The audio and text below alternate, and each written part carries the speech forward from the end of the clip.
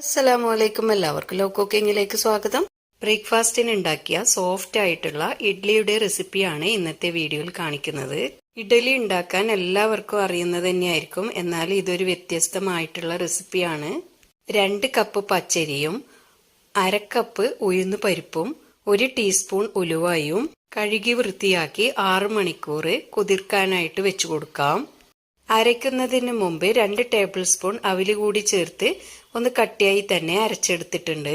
ഇനി നന്നായി ഒന്ന് മിക്സാക്കി എടുത്ത് മൂടി വെച്ച് കൊടുക്കാം. രാവിലത്തേക്ക് മാവ് ഇതുപോലെ പൊങ്ങി വന്നിട്ടുണ്ടാവും. ആവശ്യത്തിന് ഉപ്പ് കൂടി ചേർത്ത് ഒന്ന് മിക്സാക്കി എടുക്കാം. ഇഡ്ഡലി തട്ടിൽ എണ്ണ തടവി കൊടുത്തിട്ടുണ്ട്. ഇനി ഇതിലേക്ക് ഓരോ തവി മാവ് ഒഴിച്ചു കൊടുക്കാം. ഇതുപോലെ നിങ്ങൾ കൂടി ഉണ്ടാക്കി നോക്കണം. നല്ല സോഫ്റ്റ് ആയിട്ടുള്ള ഇഡ്ഡലി തന്നെ ആയി കിട്ടും. ഇഡ്ഡലി പാത്രത്തിൽ വെള്ളം തിളക്കാനായി വെച്ച് കൊടുത്തിട്ടുണ്ട്. ഇനി തട്ട് ഇറക്കി വെച്ച് മൂടി വെച്ച് 10 മിനിറ്റ് ആകുമ്പോഴത്തേക്കും ഇഡ്ഡലി റെഡി.